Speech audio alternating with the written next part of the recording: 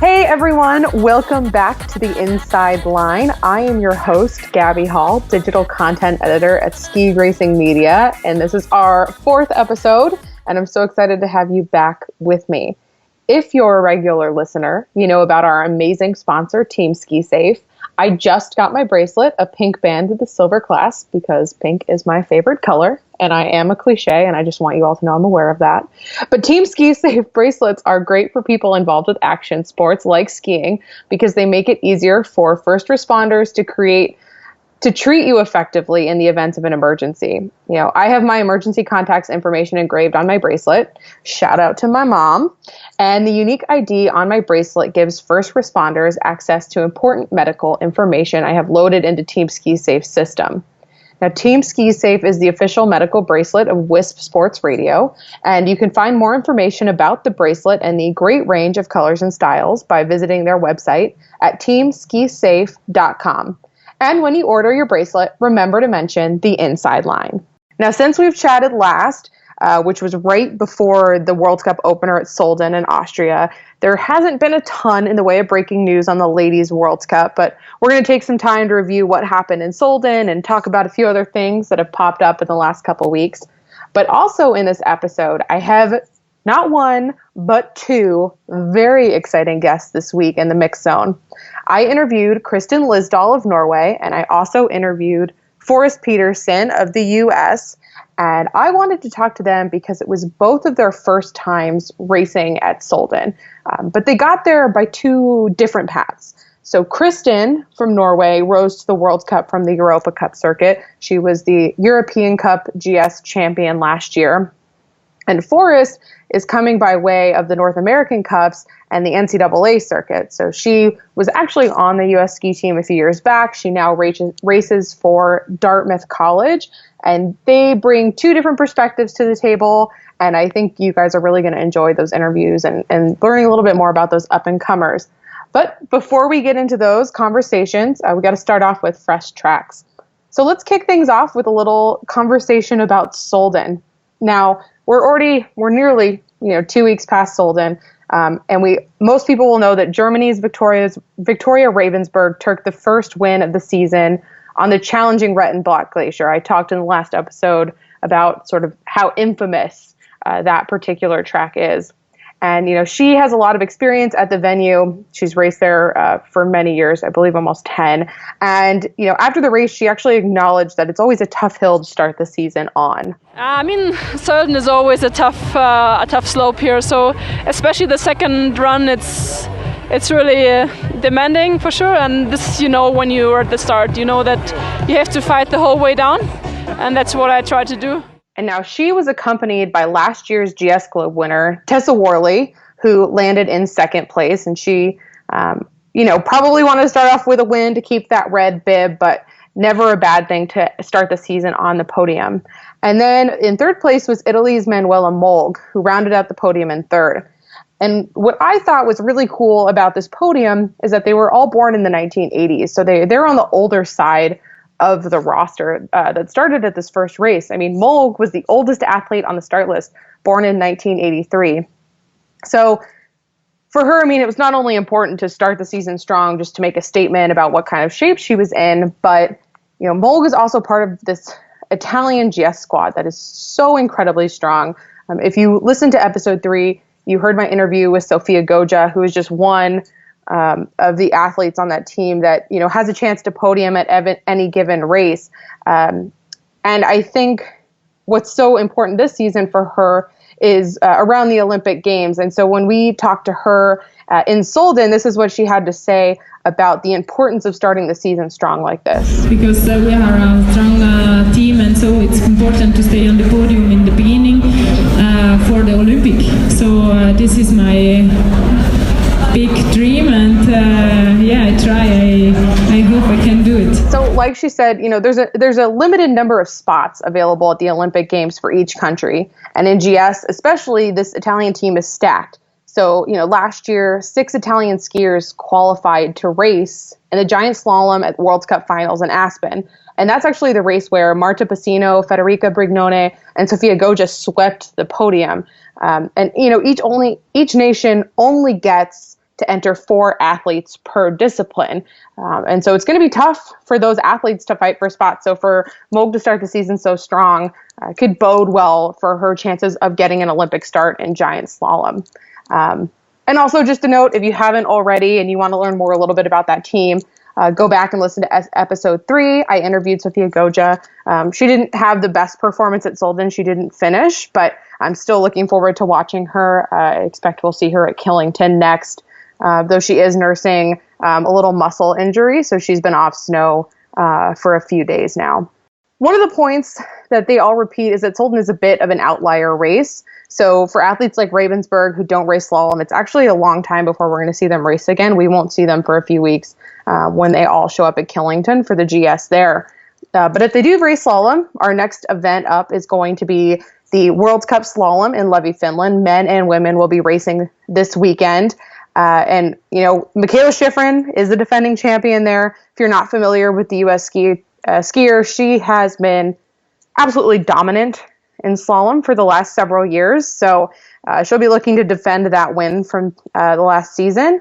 And we'll be interested to see how she does. I know in Solden, she felt like she could ski better in giant slalom, and she's had some wins in that discipline. So it's something she'll be looking to do more of this season and get back on the podium in that event. Also on the women's side, and I thought this was an interesting headline that came out this week.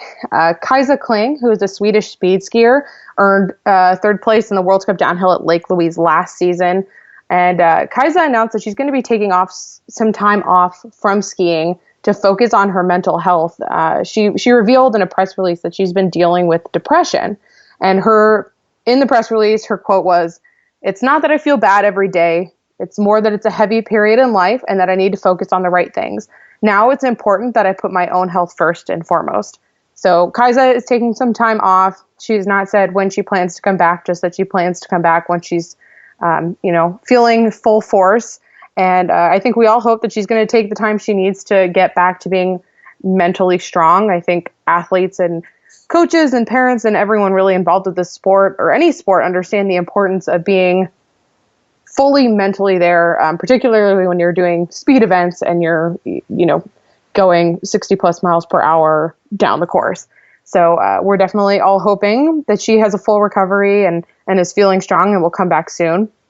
And then the last topic I want to talk about in Fresh Tracks before we dive into these interviews is Keeley Ski Camp. So there is a Girl on Fire sponsorship that they do in partnership with Technica and Blizzard. And one girl will win boots, skis, a week of ski camp. And this is just a great opportunity for someone to get a little boost, get some time on snow during the summer potentially. These Keeley's camps for girls, I've heard, are really cool. I've never attended one, but they always look really fun when I see the photos. And we know this is a notoriously expensive sport. So parents, if you have a daughter, this is a great thing to apply for to help ease some of the costs that are associated with the sport and get some new equipment. But now we're going to dive into our 2 very exciting conversations this week with Kristin Lysdahl and Foreste Peterson, and I hope you enjoy. Hi, Kristin. How are you? I'm good, thanks. How are you? Oh, no worries. Thank you for giving us a call. So once Chris starts recording, what I'm going to do is give a brief intro on who you are, and then we'll dive into some questions. Yeah, sure. Sounds good. Okay, whenever you're ready. Right, so on the phone with me right now, I have Kristin Lysdahl of Norway, who is coming off her maiden World Cup race at Solden. The season kicked off last weekend of October, and Kristin started the season with a stunning 8th place result, and we were lucky enough to grab some time with her, so I'm really excited to have her on the phone with me. Kristin, this was your first time ever racing at Solden. What did you think of the slope? Well, we actually had a few days of training there before the race. That was great training because then I could just focus on skiing technical right, I guess, at the race, then I wouldn't think so much of the slope, I guess. But it was the slope was really cool, I think. And Solden is a cool race because it's the first one of the season. So I know there's a lot of fans there. It's very exciting. What was that experience like? It was great. I mean, since it's the first race of the season and it comes so early, people are not really sure how they ski, I guess, or how fast they are. So it's a bit of a tense setting there. But I mean, the atmosphere there and all of the people watching is just great.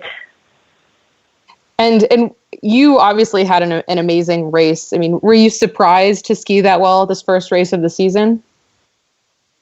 Yeah, I was. I mean, I had been skiing good during training or during summer before the race. But I mean, training and racing are two completely different things. So, yeah, I was a bit surprised there. But I think one thing people should know is that you did win the Europa Cup GS title last year. So you had a really amazing season last season. Did having that success last year give you confidence heading into this first race? Yeah, absolutely. I'm pretty confident in giant slalom. It's my favorite discipline. So I knew where I was at the time during training that it was pretty good. So I just needed to ski with that confidence in the race as well. That's what I did. And what's the biggest difference for people who don't really know what the Europa Cup is? What's the biggest difference between racing a Europa Cup and racing a World Cup for you? Well, it's a lot more people watching, I guess. But it's also like the conditions are usually better during World Cups. So we were really lucky in the European Cups last season, though. But yeah, and just like your competitors are obviously a bit better in the World Cups, but yeah, I mean, there's a lot of different things, but a lot is the same as well. It's a huge step up from like normal FIS racing. So it's like you have all of the different teams. Yeah, I've heard Europa Cups can be almost as competitive as World Cups because the field can be very large, but also sometimes the World Cup athletes come back to race Europa Cups. There can be a lot of competition at those races. Is that correct? Yeah, that's absolutely correct. Because I mean, if you only like a slalom skier a slalom World Cup skier, then it's only like 7 or 8 races a year. So then it's natural to go back and ski some European Cup races just for good training. And as you said, it's good competition there. So yeah, that's correct. A lot of World Cup skiers come back to European Cups when they have time and just to like get in the race mode and get good training. Absolutely. And what's your competition plan for the season? Are you mostly going to be racing World Cups? Will you be racing Europa Cup? What's your plan? Well, I'm going to focus mostly on World Cup GS, obviously, but I'm also going to ski some World Cup slaloms, and maybe some Super G and Super Combine because I skied a lot of speed last season. And also, if I have time, then I'm going to race some European Cups as well. Probably more in like slalom because I need to get my FIS points a bit down. And so if you're going to be racing slaloms, will we see you racing at Levy? Yeah, you will. Yeah. We're preparing for Levy. Should be nice. And what are your goals for the season?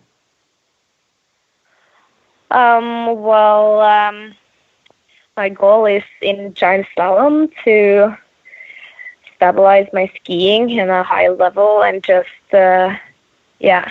ski as I do during training in races as well, I guess. And also in slalom, it's to just be confident and be stable, I guess. And maybe get some top 30 results there as well. For sure. And sort of speaking of taking your training abilities into racing, one thing that seems pretty clear is that your team is skiing very fast this season. At least at this first race, you guys had 4 people in the top 30, which was cool to see. Do you feel like training as a team helps push you to be faster?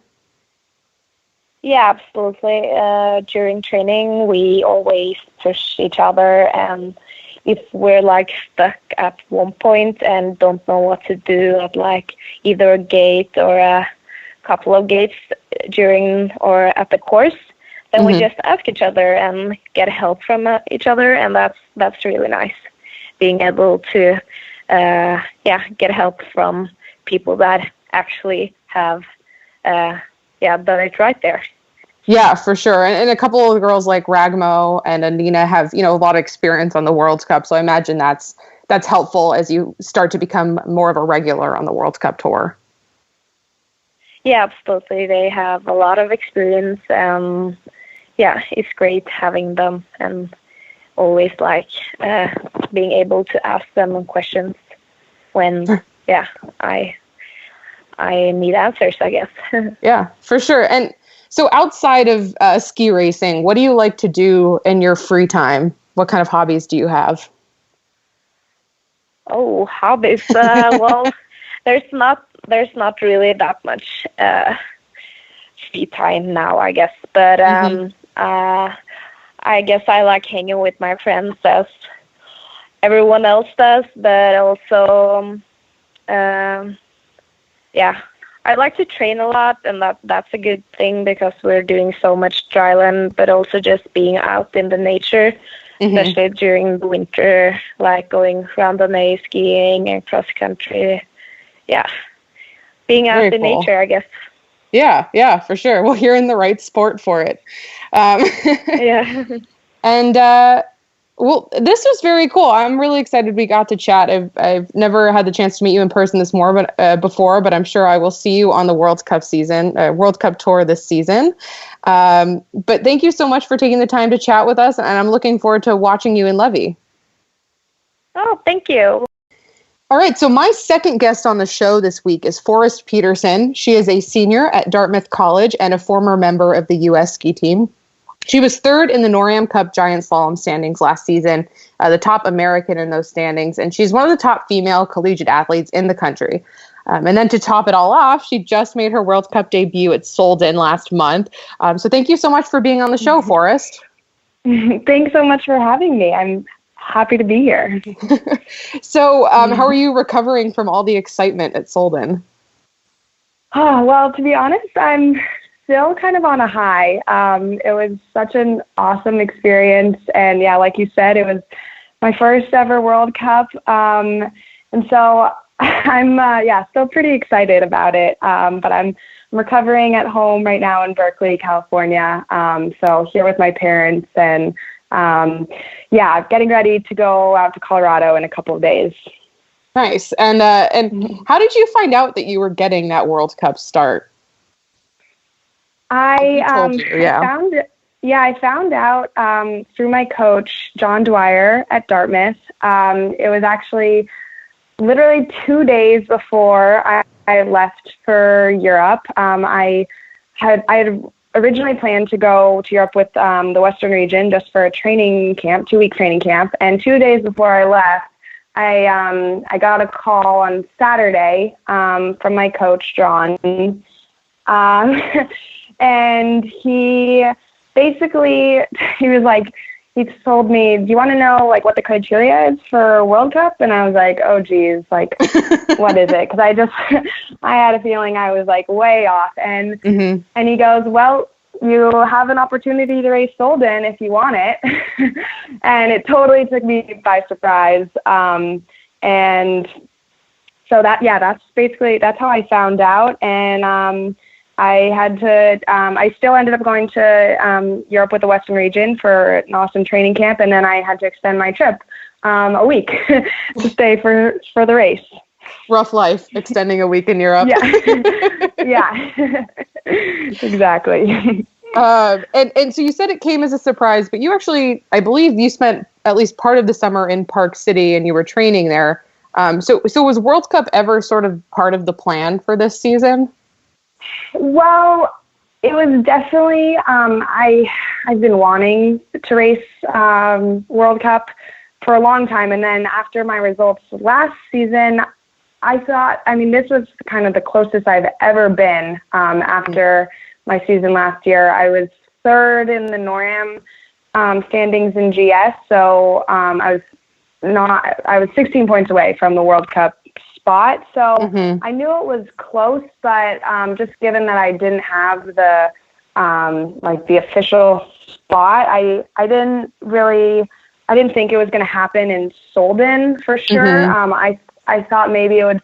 My chance would come more in Killington, just given that the U.S. has more spots there. And I was told that I would probably be invited to a time trial for Killington.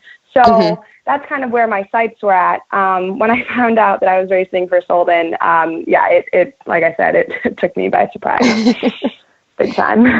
And to start your World Cup career at Solden is, I have to imagine, a little bit overwhelming. I've only been there as a spectator, but there's, tens of thousands of people, and that slope is no joke. So what was the experience like, aside from the race, what is it like to be an athlete competing at the World Cup opener? Oh yeah, so much excitement. That venue at Solden, everyone there is just so excited to get the season going, season underway. And I think, from an athlete's perspective, everyone's hungry. We've been, working hard all summer, and we've been putting the hours in. And, it was definitely the earliest I had ever raced. But I had a month in New Zealand and then 2 weeks in Europe leading up to it. So by the time that training was done, I personally was ready to go. Or I felt ready to go at least. And no, basically it was just so much excitement and such a fun atmosphere. And with that hill, it's so crazy. I had never been on anything like it before. Really just a ton of energy all the way around. And so now you've officially basically kicked off your Northern Hemisphere season. But you were an interesting athlete because you're at Dartmouth College. You also have the NCAA circuit. Presumably you'll be seeing a few NORAMs this season. How are you balancing that schedule? What does your year season look like, and what's your game plan, I guess, going into the winter? So the plan is to race the full NCAA carnival circuit. Like you said, I race for Dartmouth, and we call our university races carnivals. There's 6 of them, starting the second weekend of January. And so basically they go every weekend, one GS, one slalom. The plan is to race that whole circuit and hopefully NCAAs if I qualify, on top of the entire NORAM Cup circuit. And so those kick off just in a couple weeks here in Colorado. It's definitely busy. I'm not actually in school right now, which is really nice, but come early January, I'll be I'll be back in the swing of things, taking full class load. So at that point, things start to get really busy. But it's my senior year, so it's nothing new. And I'm used to the grind. So senior year, what degree are you going to be getting? What are you pursuing? I'm pursuing an environmental studies degree with a geography minor.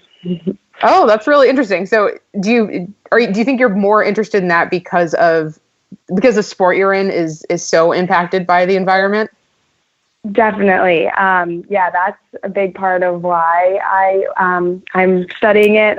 Just seeing it firsthand as a skier, like just the different snow years, and climate change it's so real. And yeah, I feel like having grown up in like skiing out of Squaw Valley, we had like 4 or 5 seasons there where we just didn't get any snow, and it's a real issue right now. So yeah, that's a big reason why I wanted to go into the environmental studies field and learn more about climate change in particular. It's kind of where my where I am more inclined to focus. Most definitely. And it must feel good going into your senior year. I mean, this is kind of an interesting point for you, I imagine, because you're really on the up and up in skiing, and then you're going to be wrapping up your degree. So you're going to have the security of having a degree while still being able to pursue your ski career. So I just think that's like more like an interesting observation that I've Yeah. But no, I'm definitely excited to have a degree in about a year. That'll feel good. And racing, when I was racing in college, I think one of the coolest things is the fact that you're racing with a team. It's still individual, and you want to qualify for NCAA nationals. But I'm curious how racing with a team and having that team mentality has maybe changed your approach to the sport and competing. Yeah, racing for a college team, it's totally a different animal, I think, than just racing independently or for a national team. That team culture is it's so supportive, and you just racing for a college team, I think you feel like you're a part of something much more than just yourself. I mean, in a way, there's almost more pressure because you have the weight of the team riding on your shoulders sometimes. But I think it's a very positive pressure to have, because everyone is always rooting for you on your team and wanting you to do the best you can, because we're all going after like a larger effort. So I think it's so awesome. And I've had such a positive experience racing for Dartmouth. And how do you think Big Green is going to do this season? I have really good feelings for us. Yeah, no, we definitely have a strong team all the way around. Between our men and women Nordic teams, we got some really awesome new freshmen, and then our Alpine teams too. I think it's going to be a good year for us.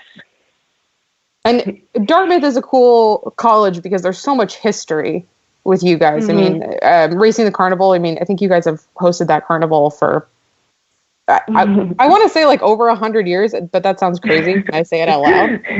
You might be right. I should know this, but I don't. There was some like crazy, I remember every year was like, oh, we're getting close to 100 years. And I don't know if it's 100 years, but what does it mean to you to kind of carry on the legacy of this school that's been involved in ski racing and really like led a lot of the ski racing on the East Coast for such a long time? Yeah, it's honestly, it's an honor to be part of the Dartmouth skiing community. Yeah, like you said, it's we have such a rich skiing history, and to be part of it, it feels so good, especially just because we have the Dartmouth ski team. But then we also have a bunch of U.S. ski team athletes who attend school. I mean, they're racing for the national team, but then they come in the spring or some summers or maybe a fall. And so there's just a really, really big skiing community there. And everyone on the ski team and on the Dartmouth ski team, and then on the US ski team who attend Dartmouth. We're all, it's kind of like a big skiing family there.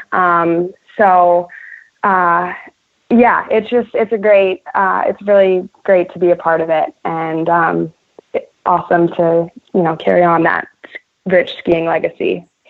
For sure. And I want to, before we get too deep down the college rabbit hole, because I think it's a topic we could spend a lot of time on, I want to talk a little bit about NORAMs, because earlier on the show, I was interviewing Kristin Lysdahl from the Norwegian team, who, as you probably know, had an amazing race in Solden, but she was the Europa Cup GS champion. So I kind of talked to her about what it's like to race on the Europa Cup. And given your experience on the NORAM Cup, I wanted to chat a little bit about that and some of maybe the differences between the two circuits. So I'm curious, because I know you've raced Europa Cups before. What do you see as the biggest difference between competing in a NORAM race and competing in a Europa Cup? I would say the biggest difference is the depth of the fields. Competing at Europa Cups, it's so tough. Every girl or guy racing is so good. The fields at NORAMs are really strong too, but it drops off a lot quicker, I think, than the Europa Cup fields do. And so, it's such a battle, just, even getting a second run at a Europa Cup, just because every skier there is, they're so good. And then at NORAM, it's just, I think, it's less competitive for sure. Right. And do you think, I know it's been a while since you've raced a Europa Cup. I was looking at your FIS profile, and it looks like it was maybe like 2014. Okay. Yeah, that sounds about right. I think it was like right before you went to Dartmouth. It looks like the season before. But I was curious, do you feel like your experiences racing in Europa Cups helped better prepare you for what a World Cup field might feel like and be like? Yeah, for sure. It was a long time ago. So it definitely opened my eyes back then when I did race Europa Cups while I was on the US ski team. And I'm for sure glad I had that experience before racing at Solden. But at the same time, I also feel like I've come a long way as an athlete. Just in the last 4 years, I think I've just matured a lot as a skier. Not only like I think my skiing has improved a lot, but just like my overall mindset and mentality has also changed quite a bit since I was racing Europa Cups. And I think back then I wasn't maybe totally suited to be racing Europa Cups. And I don't know if I still am or if I would be now, but I think I would at least be in a better place mentally to go back to racing Europa Cups. For sure. And on the NORAM circuit, I guess I want to give people like a sense of like the vibe at a NORAM, and I don't know what those are like for you, but what do you enjoy about racing the NORAM circuit? What makes it challenging or interesting? Why do you think fans should care about NORAM Cup racing? Yeah, I think fans should care just because NORAMs bring the best skiers from North America together, and not just national team members from the U.S. and Canada, but also some of the best collegiate skiers. While the field may not be as deep as the Europa Cup field, you still can find some really awesome fast skiers at a NORAM race. There's like the penalties are still very low. You can, if you have a really great race, you can walk away with a 6-point penalty, or sorry, a 6-point result. So, if it's, I think racing Norm is definitely less intimidating just because it's, not the same depth as the Europa Cup. But at the same time, there's it's still very competitive at the top. So it's great. I think it's very good experience, especially if you're an up and coming racer from the U.S. or Canada, or even if you're not from. We have a lot of international racers come and race Norms too. So yeah, I think it's a great place to start before maybe heading over to Europe. Very cool. Well, Forrest, it's been really awesome to get your perspective on both these circuits and hear a little bit about your first World Cup. It's always awesome to see another Tahoe kid on the circuit and follow along. So I wish you the best of luck this season. I hope I'll run into you at Killington. And thanks so much for your time today. Thanks so much for having me. Thanks again to Foreste and Kristin for being on my show this week. I'm so happy I was able to catch up with them while they're in the midst of their very busy preseason schedules. But for more conversations from the wider world of women's sports, including articles, videos, blogs, and more than 700 podcast episodes, visit wispsports.com. And follow us on social media at Wisp Sports Radio and Ski Racing Media. And very exciting this week, not only can you download the Inside Line on iTunes at Wisp Sports Radio under podcasts, but you can also find us on Spotify, Stitcher, and Google Play. I'll be back in 2 weeks' time with another episode of the Inside Line as we head into the Killington World Cup. Killington is opened this week, November 8th, with the Upper Mountain open to season pass holders. It's a little trek to get up there by the gondola, but people will be able to get on snow, which bodes well for the World Cup at the end of the month. We haven't had much winter on the east coast of the U.S., so keep your thoughts cold, think snow, pray for snow, and hopefully we'll have some good news heading into Killington in a couple weeks. And until then, keep your eyes on skiracing.com for coverage from the Levy World Cup. I'll see you guys soon.